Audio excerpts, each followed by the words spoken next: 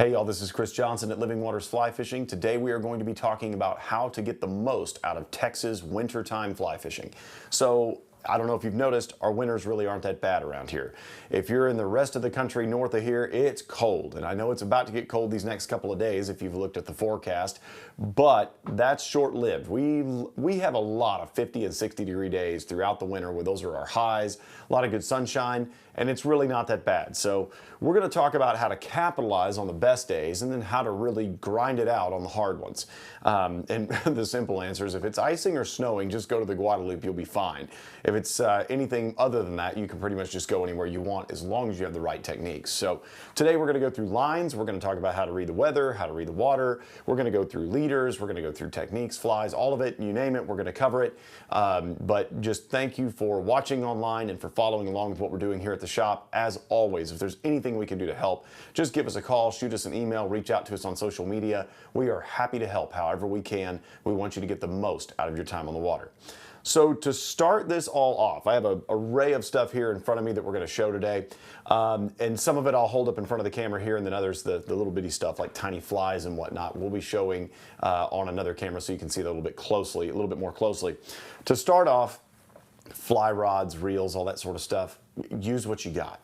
Wintertime fishing, you want to just make sure you're not using a tropical line. So if you're a saltwater angler, you've been fishing warm water environments, there's even some warm water lines that are made that are really more in kind of that trout and presentation driven tapers. For instance, Scientific Anglers makes one called an Infinity Warm. That's a taper that, for instance, is going to have a little bit stiffer jacket, but it's still going to have a multi-filament core. So you can still use that in the cooler months, but if it's real cold, you might want to actually look at something that's going to be a little softer, a little bit more pliable, more what I would just say a general fly line, like an MPX or a trout taper or something like that. Our wintertime fishing in Texas has three sides, and I mean, there's probably more. If you include the coast, it's going to have more than that, because the wintertime redfish thing, and especially when you start seeing trophy trout come in, a little bit later on the season, that's incredible. That's absolutely incredible stuff, and it's amazing, but we're going to focus primarily on our efforts today on kind of the inland freshwater game and what you can do. I mean, a lot of us, we don't live on the coast. I wish I spent a heck of a lot more time down there, but I don't, sadly. But with what we have in our backyard, how do we take advantage of that? Because you're going to fish you're going to fish where you live is basically the whole point behind this presentation is how do you capitalize on making the most of what would otherwise be some of the more difficult conditions you're going to face throughout a calendar year. I would say our wintertime patterns typically kick off in December and they'll run through about March. You might even see some early April depending. March and April for the bass, that changes over just a little bit as spawning and pre-spawn and all that kind of takes a role in their behavior and their seasonal just trends and stuff like that as they relocate through the fishery. Sunfish, on the other hand, they stay pretty consistent all the way through the spring. Their spawn is just a little bit later, at least for most of our rivers. You're going to see bass up first and the sunfish will follow.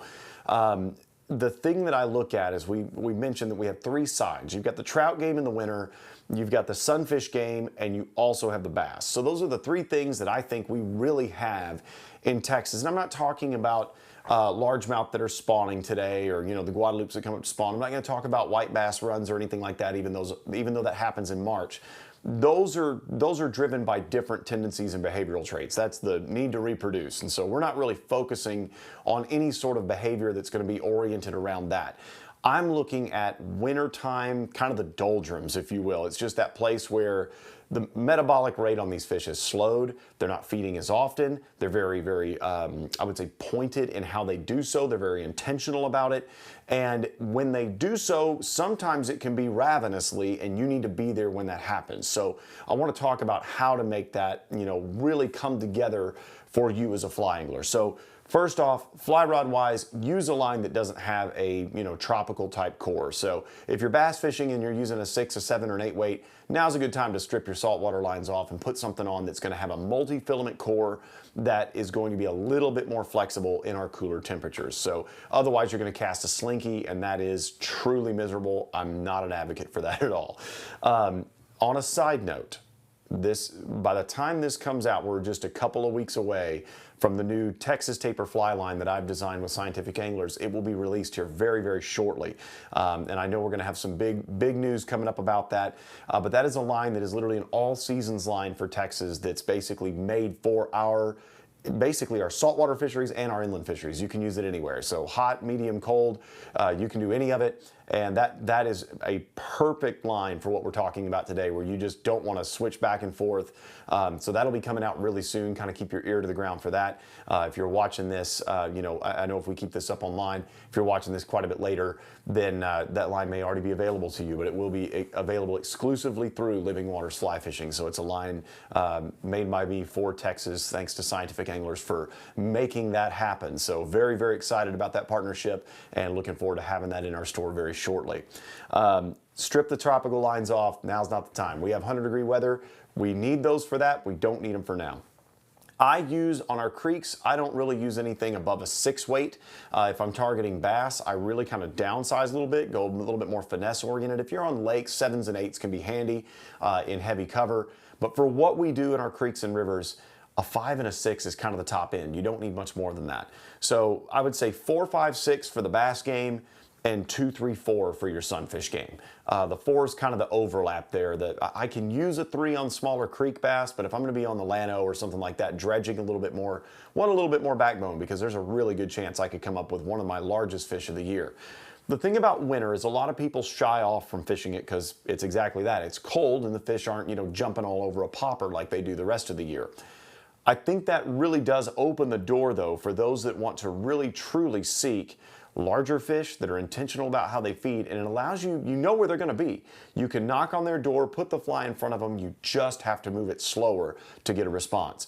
I have plenty of pictures of, you know, sunfish rising in the winter, and, you know, guide trips that I've taken on the early side of December, or, you know, tail end of November, where it was already getting cooler. And we had amazing days and a lot of good dry fly fishing, which is really kind of one of the things we're going to talk about today.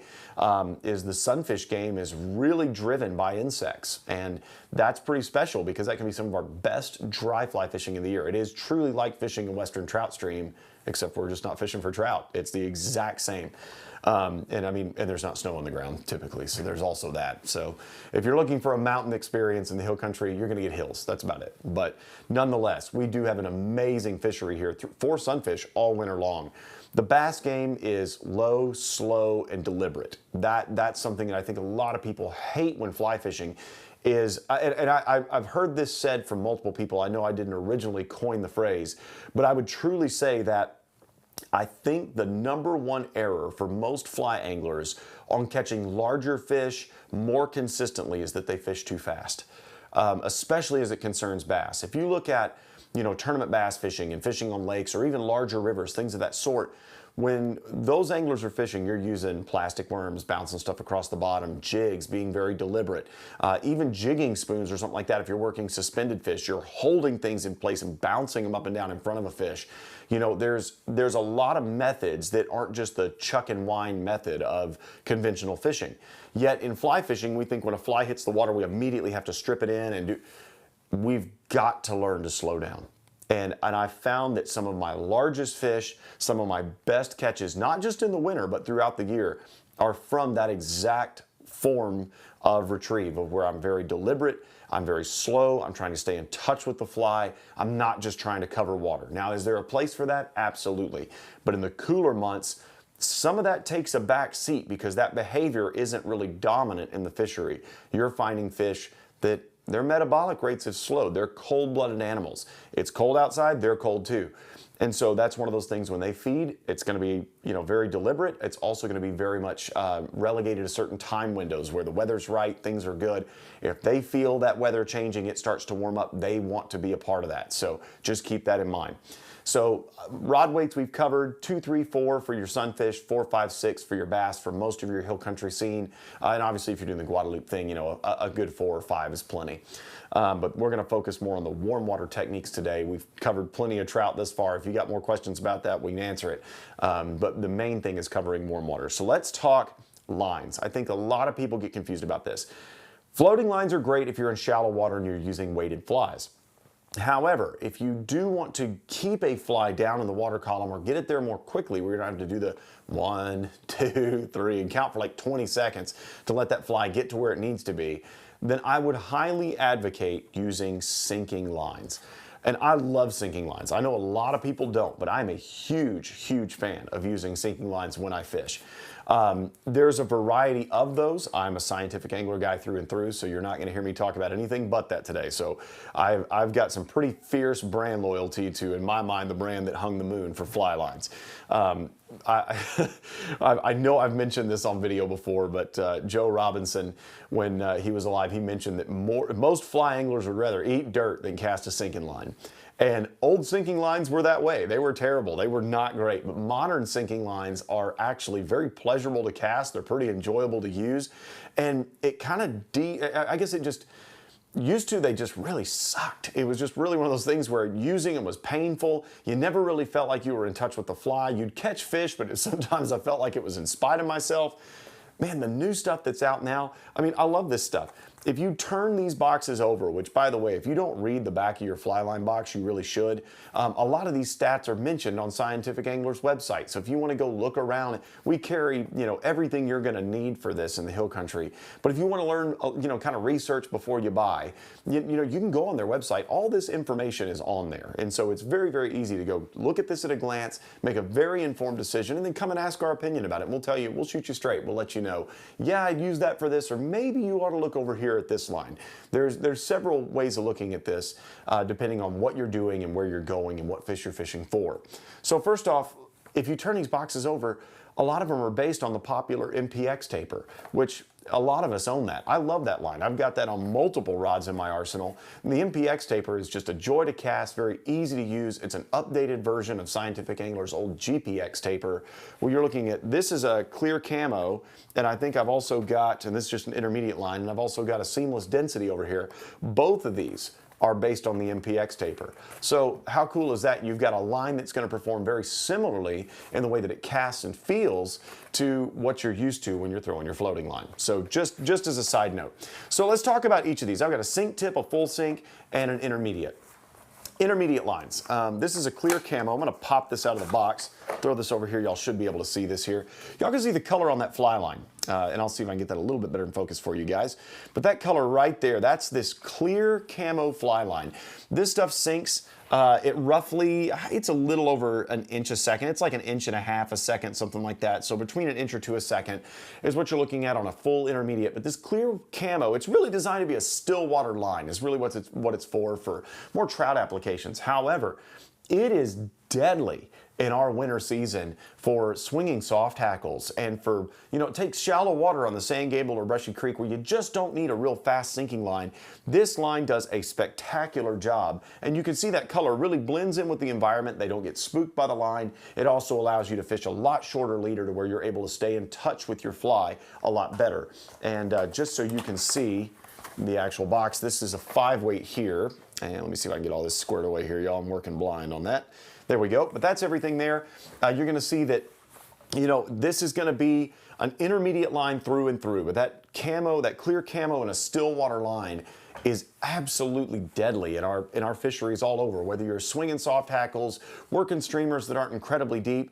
And it also does some damage in our spring and fall months too, where you need to get the fly down just a little bit, but you're not needing to bottom crawl yet. And those are things that are great about this line. And I use this line quite a bit. The biggest bass I've ever caught out of Brushy Creek on fly was using that line when it happened. And what was great about it is it was like late winter, early spring, right in that transition. And we had some big pre-spawn female bass coming up and doing some of that. So, I mean, that was very intentional. We were looking for those fish, found them, and it all just came together.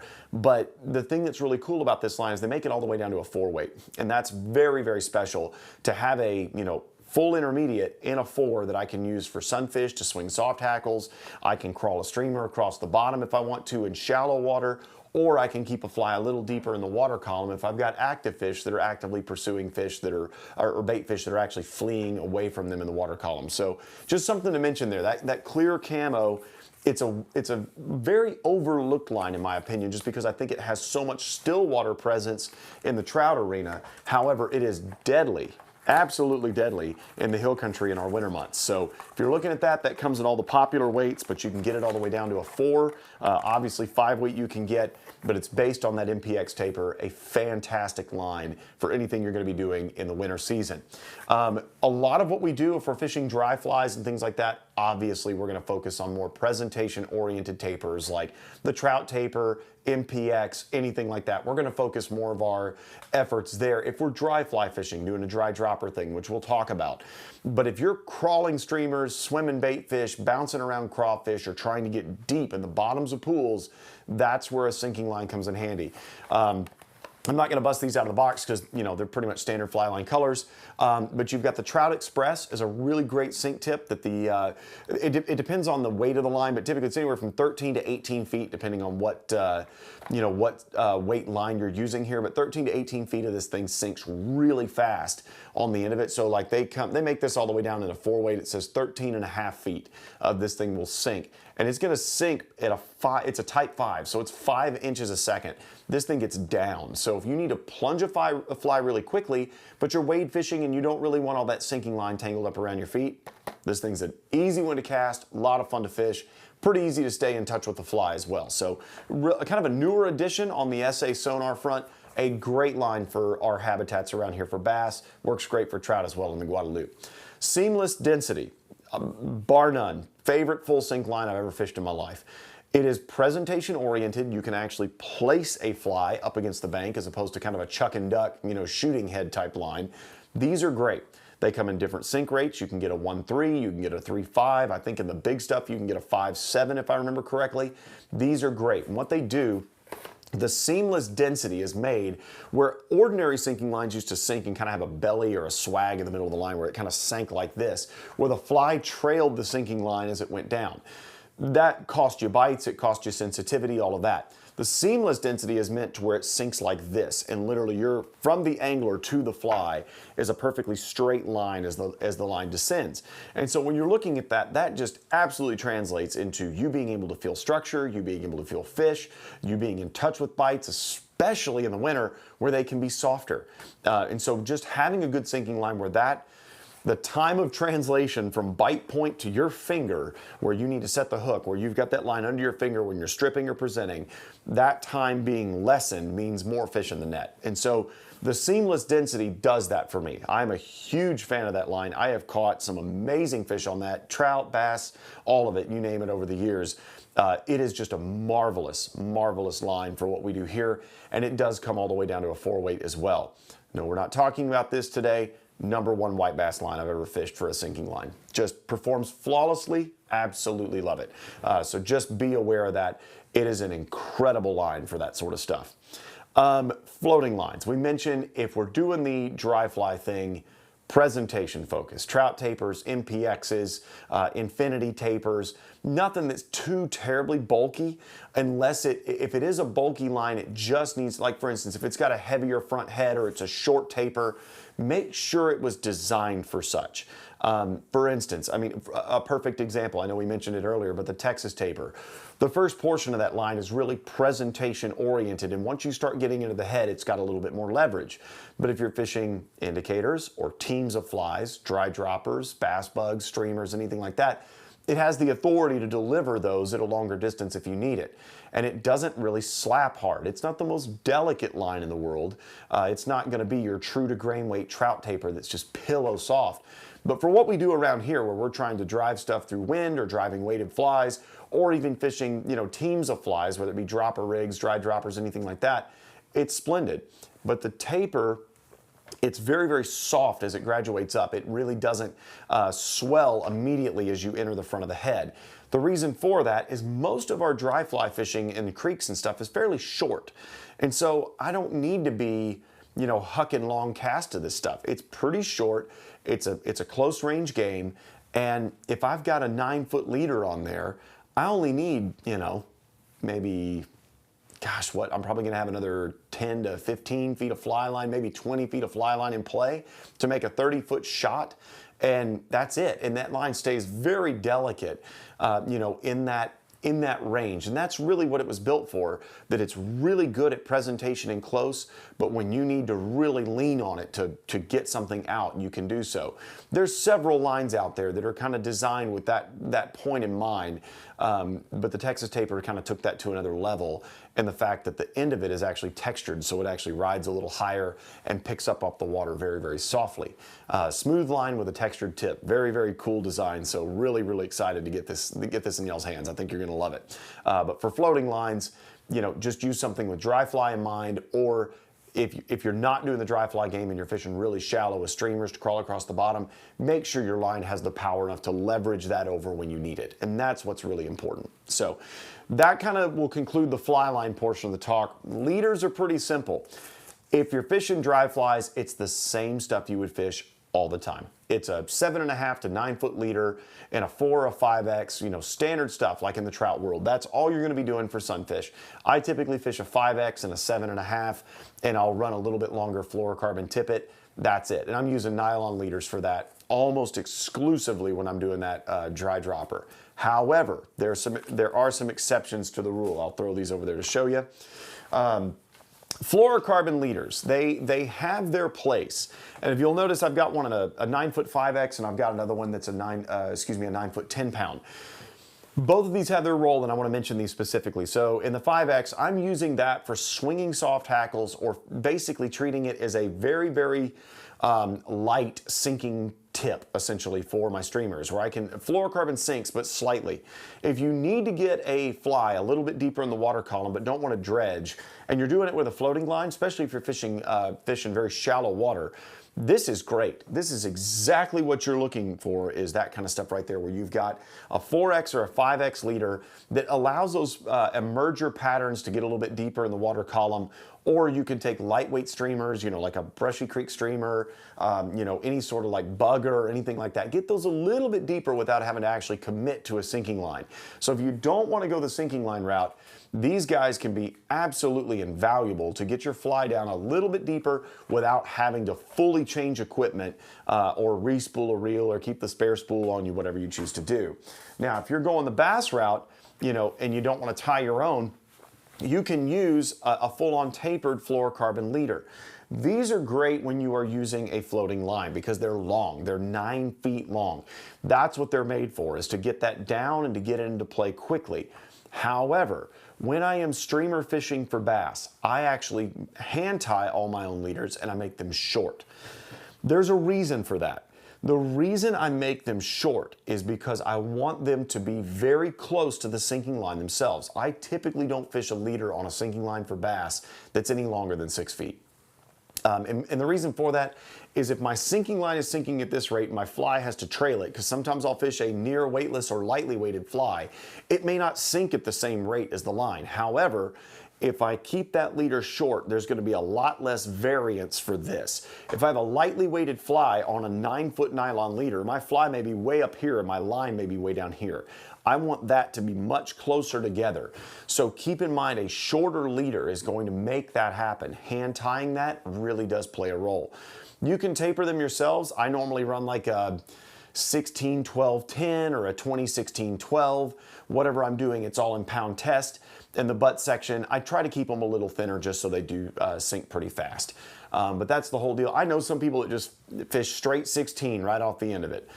I'm a little bit more of a gear junkie than that. I do like tapering my stuff down. I think it casts a little better. It could just be scratching my, you know, delicate sensibilities. It's just one of those things of like, I don't really have a preference in terms of how you rig it or anything like that, but for me, I like the thought of having a taper, turning that fly over to some degree, and I also don't want to just fish straight 20.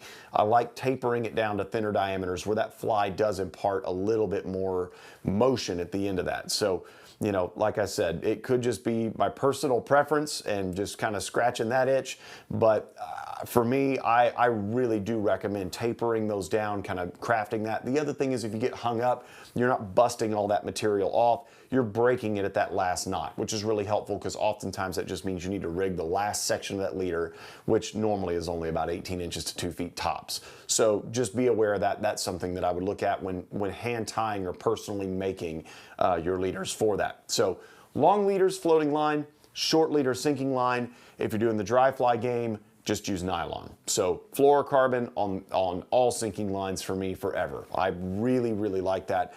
I have very few exceptions in that realm at all. So moving on from leaders, tippet is kind of the exact same. Let me move a couple of things around here. Like I said, I got a bunch of stuff on the desk to kind of show you and kind of walk through. If you're in a bass realm, obviously this stuff is not going to be heavy enough. You're going to want to use something that's a true like 10 or 12 pound test, 8 pound test, something like that to get it down. But in the dry fly realm, it's really cool. You can get half sizes now where you don't have to jump all the way down to 6X. You can actually get halves. But I think for most of our dry fly game in the hill country, 5X is fine. Very rarely do I have to drop below 5, but when I do need to, my fish are exceptionally line shy or they're just being jerks. Sometimes it happens, especially on Brushy Creek. I kind of have a love-hate relationship with our dry fly game on Brushy Creek because sometimes those fish want a size 22 to 24 and it's got to be on 6X. And I'm like, really? You're a sunfish. You eat everything under the sun. If it fits in the mouth hole, you normally eat it. But now that it's cold, you're going to eat something that's literally like a, the size of a gnat, and I've got to use 6X to make you eat. I personally find that challenging and I love it. Some people hate that. So if that's not your game, I fully get it. But for me, I love that. When I see sunfish up there tipping and sipping and just literally eating these little bitty tricos or blue-wing olives or midges, that gets me excited. I'm like, all right, got to put on the A game, got to get out there and figure these fish out. And that's fun for me because, I mean, anybody can catch a sunfish in the summer. You throw a little hopper or an ant, throw it out there, something's going to eat it. That same, like, fish that eats with reckless abandon during the warmer months is now, like, your worst critic. I mean, it's incredible how they go from just almost mindless eating machines to these very discerning, very methodical, very intentional just panfish. I mean, you're just like, what? I've been rejected by sunfish the size of my hand that literally go up, they look at the fly, you see them think about it, they scratch their head a little bit, they look at it again, they kind of turn off, then they'll go back and look at it, and then they just bail on it completely. I'm like, I just got rejected by a panfish, by a bluegill. And I'm like, that does not happen, but it does. In the wintertime, they're so used to eating the genuine article that they will shut you down. And I love that. I think that's so cool. I know some people hate that, but I personally love watching fish think. I love watching them get right up underneath the fly and really think about it. And if they reject it, I'm like, oh, I could have done better. But if they take it, there's this satisfaction of knowing that you cracked the code, you did the thing, and all is well with life. And that's so fun to have that. But to reiterate that, honestly, that fluorocarbon tippet we're talking about is invaluable. So in the bass realm, your 10s, your 12s, 16s, stuff like that. In the panfish realm, it's really 4, 5, and 6. And you can add half sizes if you're really wanting to kind of dial in that and not have to drop your pound test too much. Other things you might need, and these I'm not going to really bother showing on camera as much. I'll hold them up, but you know what this is all about. You can indicator nymph fish in the winter for sunfish and bass. It's weird, but you can do it. So if you don't know, if all this other stuff I'm about to talk about makes 0 sense, then don't worry about it. It is what it is. You're going to be fine. But the thing I would also mention is if you do the indicator thing, don't rig it nearly as heavy as you think you need to here. Because like in trout, you got to get it right on the bottom. A lot of our fish, they'll feed in the water column versus down on the bottom. So just be aware of that. If you drift an indicator through a sunfish hatch and you're dredging the bottom, the sunfish are coming up eating and responding to a hatch, your fly doesn't have to be all the way down there scratching the bottom. You're just going to get hung up and get algae all over your fly. So be aware that this isn't quite the same as a trout game a lot of times.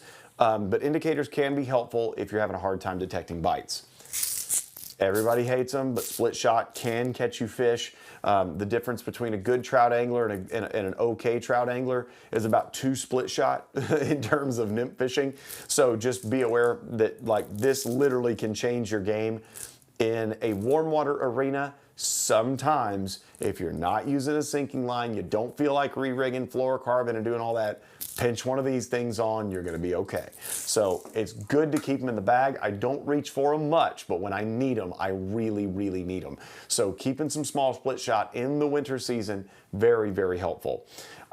If you do any sort of Tenkara fishing or Euro nymphing, having some sort of cider tippet is very handy. Euro nymphing techniques in the winter can be very valuable because you are literally high sticking and trying to keep tension. You can also swing stuff at the end of a drift that way. It works really well. Having some cider tippet really helps, and you can even integrate that into some hybrid kind of Western techniques as well, where you are kind of taking a Euro setup and kind of putting it on a Western fly rod as opposed to one of the 10-footers. Because we're having to do this in creeks and rivers, we don't really have a lot of the space to throw a full 10-foot rod a lot of the times. So just being able to do that on kind of a scaled down version, a cider can really help you, where it's just kind of bouncing along and all of a sudden it yanks or pulls tight. This can indicate bites that you would not otherwise see or feel. So be aware that having some of that just as a visual cue can be very, very helpful. Another thing that's a good accessory for winter, water thermometers. Water thermometers can be really helpful. If you're driving up and downstream, you can find locations with the warmer water available, and that can sometimes actually increase fish activity. So, you know, take your air temp, take your water temp, check that out, and kind of start learning the trends of when things happen, why things happen. And it also can tell you, like, when we have those spring days start creeping up on us, I saw bass starting to think about spawning in February last year. That's not quite out of what I would consider our winter season. I normally pull that into about mid-March. So you start looking at that, some things go off early if water temperatures are right. So be aware of that and keep one of these on you. This new fish pond was the coolest one I've ever seen in my life. It's so cool. You literally punch the button, hold it down, the display illuminates. It's awesome. And then you have the full like air temp reading. You dip it in the water, you got the water temp reading. It's great. I love these things. They do a great job. Other accessories you are going to need from the dry fly fishing perspective. I use a lot of this. I think I can probably put this down here so you can see it. We'll do that real quick. Loon Loxa. I love that. It says works on all flies, including CDC, which for me is a good thing. So that is something that this Loon Loxa does an amazing job. It's an oil-based floatant, gives the directions on the back. It's temperature stable, so it doesn't get all gelled if it gets cold. But I do love this stuff. Loon Loxa is my favorite liquid floatant. I use this stuff a lot. And you can use it on CDC, which is good for me because if y'all know anything about me, I've got an absolute CDC fetish. It was pretty funny the other day. I told somebody, I was like, yeah, they're like, so how big of bags of CDC do you have? And I'm like, well, I buy mine in 5-gram bags a lot of times. They're like, you measure your CDC in grams? What is it, like a drug? I'm like, depends on how you look at it. I'm fairly addicted to it, so I'm like, I love tying with it. But yeah, I have CDC bags that are like this big in here that I tie with so much CDC in my personal tying that all my dry flies, a lot of my subsurface patterns have it. So I just made it a point. I'm not going to personally ever be without CDC in my life. So buying a lot of it up front really helped. But anyway. Powder floatants, Shimazaki dry shake. Love this stuff. My favorite powder floatant. Little word to the wise if you've never used this. Open the top, drop the fly in there, close it, but don't snap it. If you snap it, you'll put a little crimp in your leader. You don't want to do that, or crimp in your tippet. Weakens the line, don't do that. All you do, there's a little foam pad on the inside that keeps all the little, basically this is micro powder, keeps all that from coming out. You can literally do this, shake the fly in there. Once you've done so, remove the fly, rub the powder in. If you squeeze the fly, a lot of times it will extract the water out of it. This stuff, basically, if you have a slimed out, fish slime fly that's totally drowned, anything like that, this revives it. It's like if you do a couple of treatments of this, it's like you pulled it out of the box for the first time. So it does a great job. I love that. So just some general equipment there. Other things that I think people forget, a lot of times are cloudy winter days. If we get like a 55-degree and kind of muggy and cloudy, great day to be out there. Get you some low light lenses for your polarized sunglasses. So that actual yellow lens there, you can kind of see that, I think, yeah, there you go. You can kind of see that against the wall there. This is not a very dark lens. This is actually a lighter yellow. It does the best to really accentuate a lot of what's going on, cut the glare, lets you see the fish, does all of that. I live in these in the winter months. It just seems like just due to reduced light. If it's a bluebird sunny day, of course, I'm going to put on my darker lenses. But I love my low light lenses a lot in the winter just simply because I'm going to be in darker conditions a lot of times with cloudy days or, buried up in a creek somewhere and we just don't have as much sunlight, stuff like that. You're going to have lower sun angles. It's something to really help to kind of bring out the best in that. Getting a low light lens really helps in the winter months. I enjoy that a lot. Another technique that I find is absolutely deadly, and I know I've talked about this plenty of times, Tenkara. In the winter months, I don't know a way to do it easier. I mean, honestly, this helps keep a fly on the bottom in play all the time. And so if you have never done this, you can turn your nose up at it if you want. If you've never done this, don't knock it. Anybody's like, Tenkara, I'm like, okay, look, if you want to be a purist, be a purist. But then that same person, I catch Euro nymphing, I'm like, you're doing the same thing. I'm like, it's the same stuff. So anyway, nonetheless, Tenkara, portable, easy, simple, effective. I love wintertime Tenkara fishing because it keeps my fly in play, and it's deadly when fishing emergers, when you can literally just do this and kind of shake the rod tip and the little emergers doing this in the current. Sunfish don't take too kindly to that. They have to eat it. So just keep these in your arsenal. This is a great tool all year long, but it really shines in the winter, especially if you have lethargic fish where you've got to get that fly down and stay in touch with it. It allows you to do things that fly rods do not. Since you are not using a large diameter fly line, the fly gets down quickly and it doesn't get caught in the current and pulled away from the strike zone. So normal fly lines, what are you having to do? You're having to mend them and kind of set them back up to where the fly stays where you want it, because remember, we're trying to fish slow and trying to stay in that zone. I can literally leave a fly in a spot with this, where a fly rod, unless I was Euro nymphing, there is no way that would be able to happen. There is no amount of mending you can do on this earth that will still allow you to feel that bite, because the problem is when they pick it up, there needs to be some tension in play. Euro nymphing techniques are really helpful for that. Tenkara is really helpful for that. Fly rods, if you're not using a sinking line, or you're not very in touch from like a high stick position in a fly rod, it's virtually impossible, and the technique is garbage. So that's the part where you really have an ace in the hole when you're using one of these. So just to think about that for your wintertime fishing specifically. Let's talk flies, and then we're going to kind of talk about techniques, and that'll probably get us where we need to be today. I don't want to talk your ear off too much. Fly-wise, I love, for the bass, I'm going to fish a sinking line or a floating line with a longer leader and use bigger streamers. When they eat in the winter, a lot of times these bigger fish that we're really after, and this is just a creek leech here, I can show you that.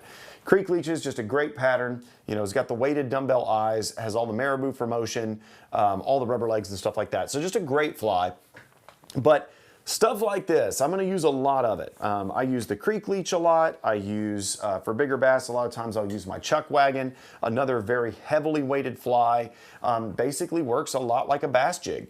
And those rubber legs actually sit the fly up like this, where the tail actually comes up off the bottom and the fly actually sits on its head a lot like that. So a great pattern. That's a sharp hook, but it's a great pattern for the winter months to crawl around for larger fish if you're really looking for that sort of stuff. For just general fishing and searching, I use a lot of this fly, and that's that little pinch hitter pattern that I've got. It's just a crawfish pattern is all it is. I love this guy. It does a great job for kind of just being my first thing I tie on to search for bass. I love using crayfish patterns in the winter. They're especially ones that have a lot of motion. So doing stuff like that where there's a lot of motion in the claws, the legs are still moving, that's got marabou that's still breathing. I want that to just be hyper overload on motion. I mean, I want this thing to look like it is moving every second of that retrieve, even when it's at rest. My general rule of thumb with crawfish patterns, if you can't catch a fish on it while it's sitting still, then don't use it. That's just where I'm at in my fishing career, is I want a fly that just reeks of motion. It's so important to me. If the bait fish game is good, I'll use stuff like this where, I mean, this is Gallup's articulated fathead. I'll use stuff like this where I can swim it deep, but it just moves like crazy. It's gonna just undulate and dance around down there. It's articulated, so if you do get a short strike, there's a second hook in play. Another one that I really like is the Drunken Disorderly. I love this little guy. This is the mini version of this fly. Once you get this thing moving, I mean, it dances like crazy. It's just an amazing little articulated streamer. Does a great job. So if you're fishing sinking lines specifically, both the articulated fathead and the Drunken Disorderly have very little weight in it of themselves. They are made to be fished on sinking lines if you're trying to get them at a depth where you're putting it in front of fish that are holding deeper. You are going to need a sinking line to fish this. Floating lines are fine in the summer, but you're going to be looking at sinking lines in the winter if you're trying to pull those flies down. This guy may not sit right for me, but that's just Mayer's Mini Leech. For panfish, smaller bass, or just kind of crossing those lines where they can kind of go either way, bass or sunfish, that's where I pull these three patterns into play, where it's a lot of small leeches. I, of course, fish my Rio Bandito, and I fish a lot of my Brushy Creek streamer in the winter as well. All of those, they're smaller patterns. They're not overly large. They're great searching patterns. They're really great what I call constant action patterns, where you've got a shot at literally catching anything. I mean, I've caught cichlids in the winter, I've caught sunfish in the winter, bass in the winter, carp in the winter, catfish in the winter, and they've all come on stuff like that, where it's leechy, crawfish, stuff like that, or, you know, the bass and sunfish will respond to a small bait fish. I'm gonna run things that are smaller and close to the bottom, just to where I've got a shot. Like, if you're like, I wanna catch a big fish, then sure, go fish for a big fish. If you just need to catch a fish and you're like, I finally get a weekend, I want to fish, that's the stuff I'm tying on. Smaller, you know, typically gonna be bottom-oriented flies. I don't fish a lot of top waters that are like terrestrials or anything like that. All that's pretty much in dormancy. You're gonna be fishing aquatic insects, both the dry and nymphal forms of those for your sunfish when you're targeting the hatches. But for general, just I need to go catch a fish, that's where I'm gonna be, just to go search around a little bit. If I don't have an active hatch going on, that's where I live. Now, transitioning, let's talk a little bit about what if we have active bug hatches going on. Mayflies and midges are going to be just absolute critical flies in your boxes in the winter months for, and you'll see it on the San Gabriel, I've seen it on the Devils, I've seen it on Brushy Creek. Brushy Creek is arguably the most reliable place I've seen it, where it does happen at a rate that I think is abnormal for most of our hill country streams. But there is dry fly activity where they focus on small, like tricos, blue wings, anything like that, small mayflies, and then midges of, you know, we get little cream ones, we get little slate ones, we get a couple different varieties. And then as we approach spring, we also get the caddis hatch as well. So be aware that caddis, mayfly, midge, those are the three you really need to kind of have in your box ready to go. But there's kind of a trick to this. Dry droppers, and this is going to kind of cross into flies and techniques a little bit. All those bass flies we kind of discussed. Find a bank that has deep water or a deep pool that has some overwintering habitat. Throw your sinking line or your floating line with a long leader into the deep water, count the fly down, and retrieve slowly and methodically, trying to lure those fish out of their wintertime haunts to eat that stuff. If it's up against the bank, it's even better because there's an undercut bank. I leave the fly against the bank as long as I can and slowly retrieve away. You will find fish will smack those leeches and stuff like that. They love that kind of stuff. Crayfish patterns, they'll eat the fire out of it. And they'll do so in the dead of winter. With the sunfish, they also like that wintering habitat, and they will stay close to cover, close to banks and the deep pockets and pools just to get out a lot of that. But I think undercut banks on our rivers and streams get used more than we would ever like to admit in the winter months. And those fish just kind of sit down there in the bottom, and you're really having to tempt them out of their haunts to eat anything. When we're able to overlay weather with that, when we get those good weather days of highs of 55 to 65, and we've got a warming trend coming off of a cold front, you want to work the peaks and valleys. So it's cold, it starts getting warmer, warmer, warmer, and then right here it's its warmest, and then we have the cold front and it drops right back down. You want to fish up here before that temperature goes that way. If you can lead that preceding front by the day before, best day in the winter to go fishing is leading those fronts. Wait till it crescendos up, fish up here, and then it drops out. That's what we're after. So when that happens, you're going to see dry fly activity. It sometimes happens on the weirdest days. God, we had a day, what was this? It was probably 2 weeks ago. I think it was like, man, I want to say, yeah, I think it was about 2 weeks ago that we had a day that was like 55, yeah, probably 55 to 52 and raining. Just kind of a chilly, drizzly, nasty, not a great day. Had to go to the post office. Cross Brushy Creek, fish rising on dries everywhere. And I'm like, not a soul thinks this is a good day to fish because it's cold, it's damp, it's kind of muggy. And I mean, I know 50 is not cold, but it's one of those things for, you know, coming out of summer where it's 100 degrees every day. And these fish are, you know, we had a very, very unseasonably warm fall and unseasonably warm winter, and then it got cooler. And I'm like, man, that's going to shut them down. Man, they just loved it. They were still eating like crazy. So be aware of that those drizzly, dreary days, those mayflies can't dry their wings as fast. As a result, they stay on the water longer, waiting for their wings to dry where they can fly away as adults. And they're sitting ducks. And so, I mean, there's strength in numbers. There's thousands upon thousands of those things hatching, but that doesn't mean they all make it. There's a lot of them get eaten by ravenous sunfish. So to do that, let's talk dry flies just a little bit. And I've got a pile of them here. Let me stick them over here and throw that over. There we go. These are going to be a little hard to divide, so pardon me here. There's obviously plenty more that will work, but in this little pile, we have things like the low water baetis. Great mayfly for our rising sunfish on Brushy Creek. This is my mimic mayfly right here. It's got those little hackle tails. A little hard to see on camera there, but that CDC and that L-care help keep it afloat. It's a small fly. This little blue-wing olive catches a lot of fish for me in the winter. Phil Iwani has the Iwani dun. You can get these in like blue-wing olive. You can get them in pale morning dun for the west. Great pattern, easy to see thanks to that little post. Very easy fly to track in the water. Griffith's gnat is a really good one. I love this for like general midge pattern. Any sort of trico spinners. I think I have one in here that didn't make it over. Let's do this guy. Trico spinners on the spinner fall can be amazing, but if I had the one fly to rule them all in my Texas winter dry fly fishing, it's this little bugger right here, and that is a CDC Biot Comparadun. I love that fly. I just absolutely love that fly. And it catches fish like mad. If I'm tying on a dry fly and I'm gonna lead with something, it's gonna be a mimic may or a CDC Biot Comparadun. Those are the two that I fish more than anything else. The Comparadun doesn't support a dropper very well because its quill body doesn't have a whole lot going on in terms of flotation. The CDC is great, but it just doesn't have, you know, the power to float that. The mimic may has a little bit more going on. You've got hackle tails that are pushing it up. You've got a deer hair body, actually it's an elk hair body, elk hair wing, elk hair tail, a CDC collar, and a couple of lines of hackle on the front. There's a lot going on this fly. So it can support a dropper a little bit better than the other ones.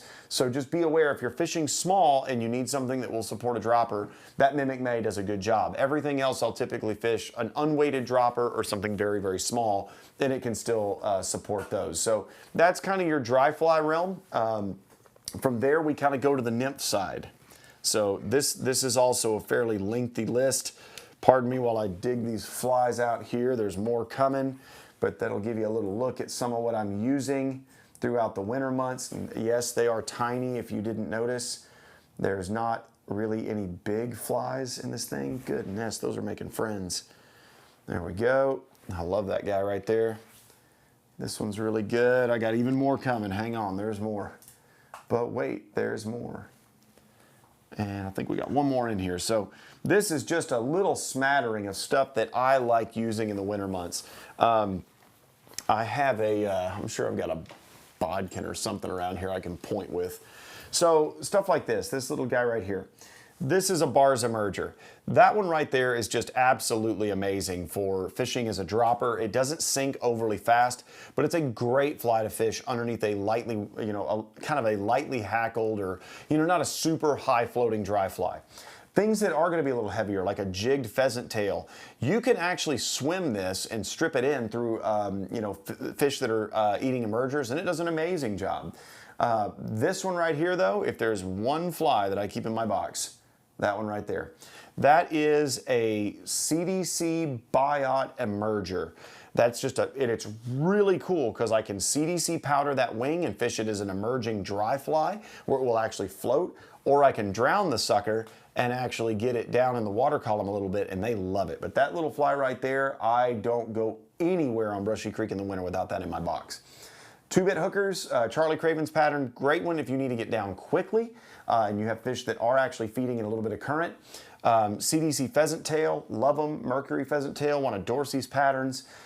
We've also got, and this little guy right here, this is Craven's newest one. I think it's kind of a very good complement to the 2-bit. This is called the Lil Bit, and the Lil Bit comes even in smaller sizes. It's going to actually not sink quite as fast. Going to be a great dropper fly for what we do here. This is awesome to have a little bit smaller profile and get this down into some smaller sizes for smaller mayflies, and even if you wanted to cut the tail off, you could use it as a midge if you wanted to. This right here, this is just a guide's choice hare's ear. If you decide to nymph fish and run a double dropper rig, that's a really good front runner because it's a great attractor. Those do a fantastic job of just drawing attention to your fly. If they don't eat that, a lot of times they'll eat your dropper.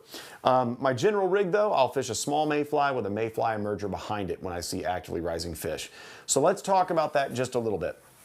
Whether you want to fish in the peaks, not the valleys. The other thing is you want to look, even if there's not a major peak, and this is something to think about.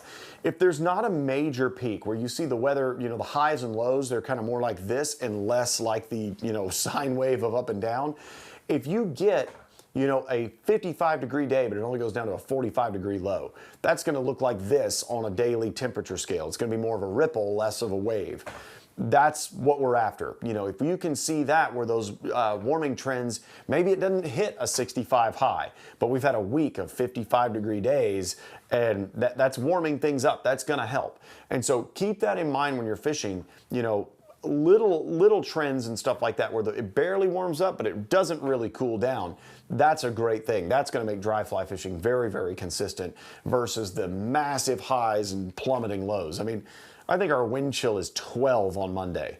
None of this stuff I'm talking about matters at all on days like that. If you go catch a fish in Brushy Creek on Monday, good on you.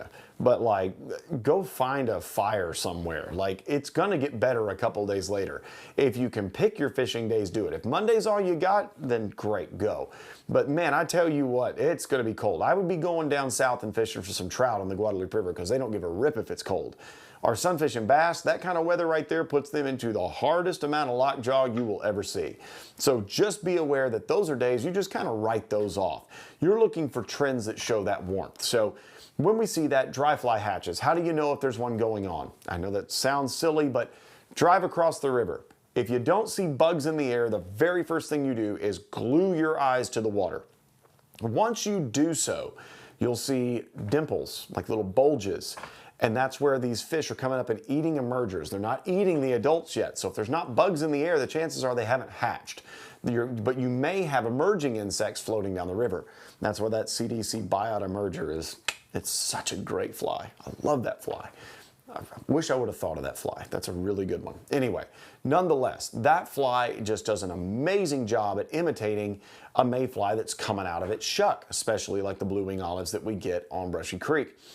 Those flies are invaluable because you can literally fish them as a dry, you can drown them and swing them through the water column if you want to. I really have like a couple different ways that I dry fly fish, or really that I'll fish to dry fly oriented fish. If they don't want to eat the adults, like a lot of times those fish get really finicky and they'll refuse them. I've had them refuse size 20s and 22s. I hate it, but it happens. I get more satisfaction when they eat a dry fly, but I will say this. Fishing a team of soft hackles or even lightly weighted nymphs, just something that's got a little bead in front of it, something like that. Anything like that does a really, really good job of, basically being able to swing it. And whether you're doing that on a fluorocarbon leader or with an intermediate line, with a nylon leader, whatever you need to do there to make that work, that's fine. But what I do is, for instance, if I'm in the river, I know I'm looking at the camera, but if you are immediately downstream of me, I'm going to position, if you are my fish, I'm going to actually move a little bit to my right or to my left, and I'm going to cast slightly quartering downstream and swing those flies down and across those fish. So if the camera is a fish, I want my fly to be over here, and then I want it to kind of swing through that fish's field of view and then stop somewhere in here. And then I'll strip it back to me very, very, slowly. It's like, and I'm not talking strip, I'm talking like this. I'm talking just tiny little pinches of line is all I'm trying to do to make that happen. Swinging flies through rising fish or through fish that are feeding to emergers where you see those bulges and not the splashy rises, that can be one of the most effective methods of fishing in the wintertime. And I'm using 2 flies at a time. I'll use some sort of an emerger and something a little smaller behind it, even maybe a midge emerger, another mayfly emerger. I might fish an 18 up front and a 20 in the back, or a 20 up front and a 22 in the back. It goes larger, smaller always for me, but I'll fish 2 at a time and I'll swing them through. If they don't eat it on the swing, then I literally will do this. I'll make that same cast and I'll strip it. like this, where it's bouncing, or even just quivering my hand where those nymphs are just kind of bouncing as they swing, it's amazing how many times that line goes tight. It's absolutely amazing how many times you're swinging through groups of fish and you feel that tug and it just goes tight. I have literally sat in December and January on Brushy Creek, and I stopped counting after I got to 300 rises. And that was in a series of like 5 minutes or less, where, I mean, it's just like 1, 2, 3, 4, 5, 6, 7, 8, 9, 10, 11. I mean, you just keep going. And it's hundreds upon hundreds upon hundreds of rises. If you've got groups of sunfish that are actively feeding like that, they will do so reliably. So let's talk about how to select the proper water type. In the winter, the thing I would look for, slow, evenly flowing water that is not overly deep and is also not overly shallow. So kind of that mid-depth range, nice and even. Perfect example that many of you will probably be familiar with, the water immediately downstream from the low water crossing at Memorial Park, that's in the park there. It's actually called Lee Street or Summit Street, depending on which way you're coming in. The water immediately downstream of that crossing, great dry fly fishing. The water that's immediately above the Round Rock at Chisholm Crossing there, that's also really great dry fly water. Go up above the dam, there where the actual impounded section gets deeper, the water that comes into that's really great dry fly water. Great Oaks Crossing, really great dry fly water. All of that stuff is nice, slow, even, placid. Upper side of Champions Park, for those of you that know Brushy Creek, great dry fly water.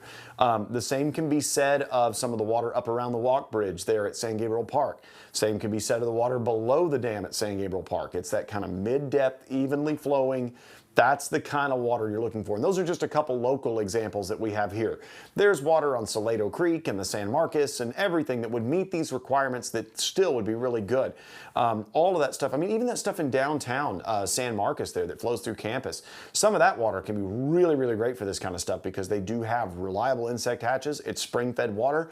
And we didn't even mention that at all. If it's really cold and you still want a warm water fish, go somewhere spring-fed or go fish the Guadalupe River. That water's gonna be 55 coming out of the dam. Might be cold to you. It's not to fish when you look at the coldest waters actually downstream of there. So there are places on the San Marcos where it comes up right out of the ground, obviously. The closer you are to the source, the more reliable that fishing is gonna be on a year-round basis because that water doesn't have a chance to air cool, by the time it goes downstream nearly as fast. Places that don't have the dominant spring feed where it's all coming right up out of the ground or a tailwater influence, those are gonna be cold water fisheries in the winter. It's gonna be very chilly and you're gonna have to work a little harder.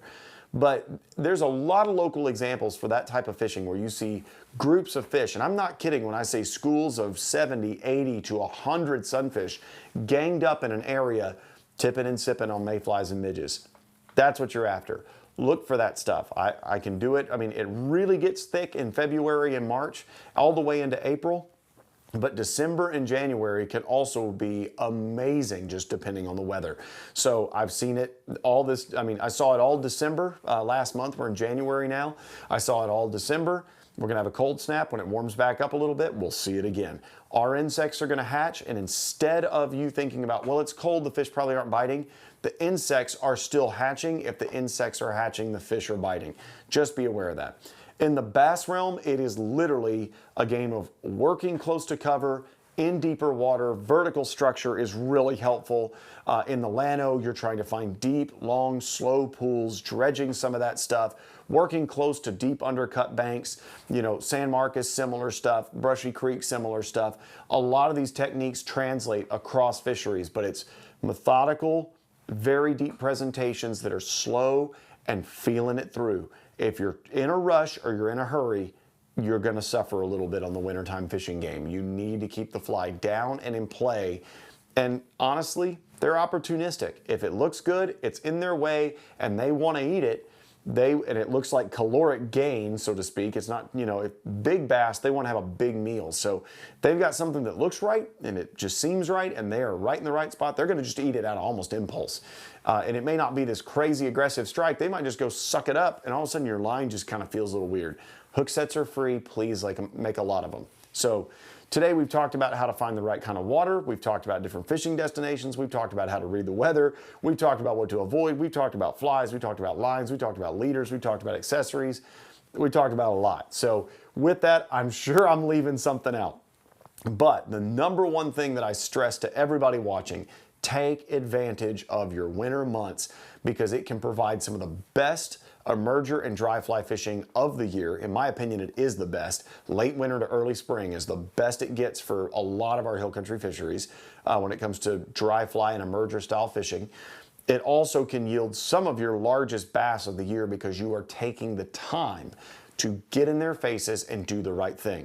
Caught some really nice bass last month, getting the fly on the bottom and being methodical. So just be aware of that. Check your gear, check your techniques, slow your stuff down, and take advantage of wintertime fly fishing in Texas. As always, do not hesitate to reach out to the shop, ask us any questions you have. We can walk you through any of this gear, help you out, and maybe give you some locations or anything like that that you need to make the most of your time on the water. Thank you so much for watching. Never hesitate to ask questions. If you ask them on here, we'll respond as best we can, but never hesitate to give us a call, drop us an email, or reach out on social media. Thank you so much. We will see you in the water, hopefully not in the water in the winter. I mean, if you're waiting, that's good, but on the water or in the shop sometime soon. Thank you so much for watching, and we'll see you. Take care.